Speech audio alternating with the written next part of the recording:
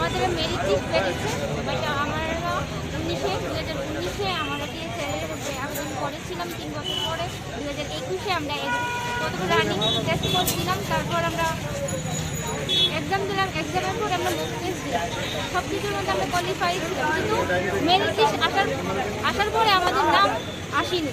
তো আজকে বিপ্লব কুমার দে বলেছিলেন যে আমাদের 2200 পোস্টে লোক নেওয়া সেটা নেওয়া হয়, সেজন্য আর আমরা যেটা হয়েছে আপনার বয়সের আর ইউআর মধ্যে এসটি ঢুকছে, আবার এসটির মধ্যে এসটি ঢুকছে। আবার অনেকের দেখা গেছে যে নাম্বার তো বলেছে যে 30 মার্ক ফিজিক্যালি যে নাম্বারটা ওইটা দেওয়া হবে, কিন্তু লিস্টের মধ্যে দেখা যায় একটা ছেলে আছে সে শুধু 26 পয়েন্ট 30 পেয়েছে, সে কি করে এই লিস্টে আসে। 70% आया हम लोग का इधर में, सबका नहीं, जितना जो है 22 लड़का में सबका आया था 45, 65, 70 सबका आया। और इसमें देखिए कितना पे आ गया नाम इसका, 26 वाला आया, एक 33 वाला है, 30 वाला है। ये बताओ सर एसटी का इतना छूट तो इसमें नहीं दे, वो फॉर्म में तो नहीं दे रखा था कि हाँ इसमें इतना छूट देगा, इतना नहीं देगा। 26 सर तो ये भी है, ये देखिए सर 26 मिला, इधर देख लीजिए 26 मिला सर। ये क्या किया, रनिंग पास हुआ होगा मेडिकल में, ऐसा का भी होता है सर। 100 में से आप तो इतना जानते हैं, 100 में से 33 लाने से पास है, पर इसमें तो सर 26 लाख के नाम आ गया सर इसका।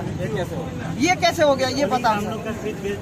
ये तो रूल है ना सर, 100 में से 34 लाने से पास है, इसे तो पास भी नहीं हो रहा है सर। ये तो पास भी नहीं हो रहा है सर। ये इससे इंटरव्यू लो ना, इसका नाम क्या है, इससे पूछो सर इसका 26 पे कैसे आ गया। हम लोग का 70 है, इसका 75 था, कितना का इतने, इधर एक बार एक लड़का का भी नाम नहीं आया, सबका 60 से ऊपर है, सबका 60 से ऊपर। তারা চাকরি ছাড়ে না, একটা চাকরিও ছাড়ছে যে মানুষটার জীবন শেষ করে এমন করছে। 3 বছর ধরে আটকাইছে, আমরার বয়স শেষ, এখন আমরা কিটা করব। গেলে কাগজ বানাইতে কবে, এরা ডুপ্লিকেট কাজ করে, ডুপ্লিকেট আমরা পেটে করি, ডুপ্লিকেট কাজ